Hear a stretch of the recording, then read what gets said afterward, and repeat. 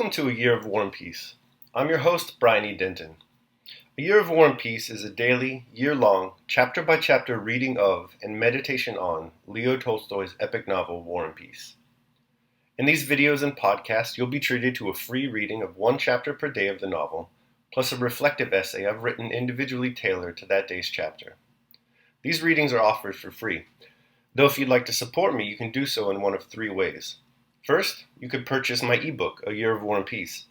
It features the entire novel, plus all of my reflective essays, and it's only $2.99 on Amazon.com.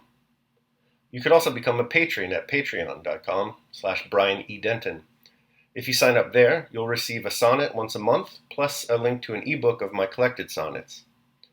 Finally, if you like, you can make a one-time donation to my PayPal account. The email there is brianedenton@gmail.com. You can also use that email to contact me. I'd be happy to hear from you. Your support is greatly appreciated. From Chapter 283. Chapter 283. Napoleon enters Moscow after the brilliant victory of the Battle of Moscow. There can be no doubt about the victory, for the battlefield remains in the hands of the French. The Russians retreat and abandon their ancient capital. Moscow, abounding in provisions, arms, munitions, and incalculable wealth, is in Napoleon's hands. The Russian army, only half the strength of the French, does not make a single attempt to attack for a whole month. Napoleon's position is most brilliant. He can either fall on the Russian army with double its strength and destroy it, negotiate an advantageous peace, or, in case of a refusal, make a menacing move on Petersburg, or even, in the case of a reverse, return to Smolensk or Vilna, or remain in Moscow. In short, no special genius would seem to be required to retain the brilliant position the French held at that time. For that, only very simple and easy steps were necessary: not to allow the troops to loot, to prepare winter clothing, of which there was sufficient in Moscow for the whole army, and methodically to collect the provisions of which, according to the French historians, there were enough in Moscow to supply the whole army for 6 months. Yet Napoleon, that greatest of all geniuses, who the historians declare had control of the army, took none of these steps. He not merely did nothing of the kind, but on the contrary, he used his power to select the most foolish and ruinous of all courses open to him. Of all that Napoleon might have done, wintering in Moscow, advancing on Petersburg or on Nizhegorod, or retiring by a more northerly or more southerly route, say by the road Kutuzov afterward took, nothing more stupid or disastrous can be imagined than what he actually did. He remained in Moscow till October, letting the troops plunder the city. Then, hesitating whether to leave a garrison behind him, he quitted Moscow, approached Kutuzov without joining battle, turned to the right and reached Malo Yaroslavets, again without attempting to break through and take the road Kutuzov took, but retiring instead to Mazhsk along the devastated Smolensk road.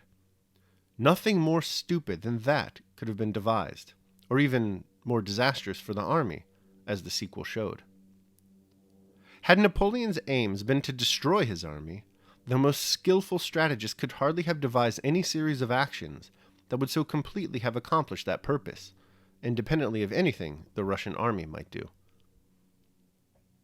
Napoleon, the man of genius, did this. But to say that he destroyed his army because he wished to, or because he was very stupid, would be as unjust as to say that he had brought his troops to Moscow because he wished to, and because he was very clever and a genius.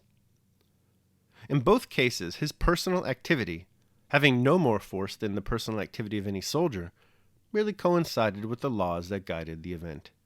The historians quite falsely represent Napoleon's faculties as having weakened in Moscow, and do so only because the results did not justify his actions.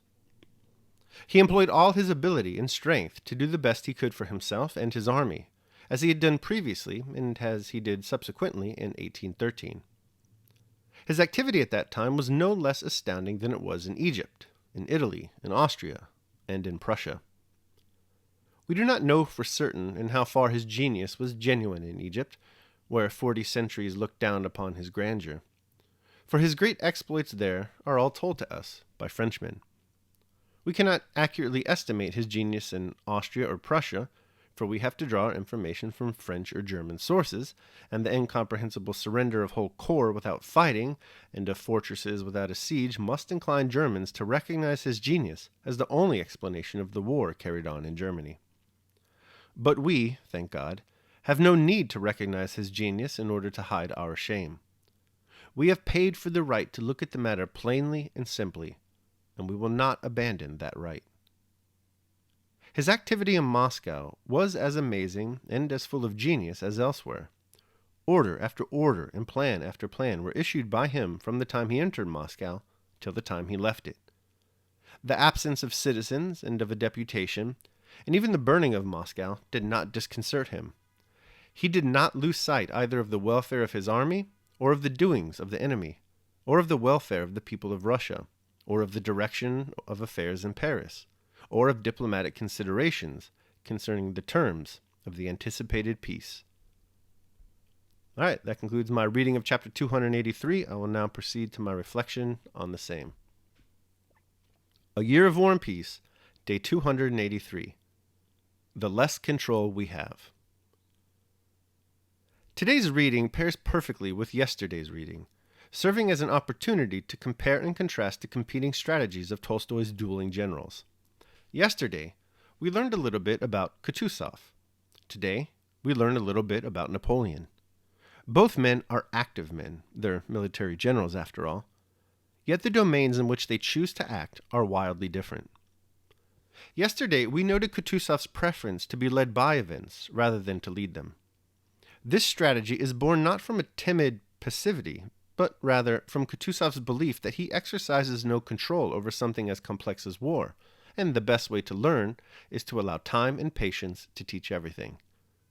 This, suffice to say, is not Napoleon's philosophy. Napoleon, as he did in Egypt, Italy, Austria, and in Prussia, seeks to control everything. He is the consummate micromanager. Today we see his active policy in the Russian war. Tolstoy argues that the decisions Napoleon makes in Russia are the wrong decisions, but nevertheless, they are more proactive than Kutuzov's laissez-faire attitude. History tells us where this desire to control everything leads Napoleon, and Tolstoy tells us how foolish and futile it is. In both cases, his personal activity, writes Tolstoy on Napoleon, having no more force than the personal activity of any soldier, merely coincided with the laws that guided the event. Daily meditation. But for the present, altogether restrain desire. For if you desire any of the things not within our own power, you must necessarily be disappointed. Epictetus, The Discourses. All right, so that concludes my reading of and reflection on chapter 283. I hope you enjoyed it. Thanks so much for joining me. Remember that if you'd like to support me, you can do so either by purchasing the ebook A Year of War and Peace, becoming a patron at patreon.com, or making a one-time donation to PayPal. Links to all that are down below in the descriptions, in the show notes. Also down there, you'll find links to my Amazon book wish list and Amazon DVD wish list. If you decide to purchase me one of those as a gift, we'll set up a Zoom talk so we can talk about either the book or the DVD, or both. Let me know. Your support is greatly appreciated. Tomorrow we're going to be reading and reflecting on chapter 284. I hope you'll join me. Until then, take care of yourselves and others.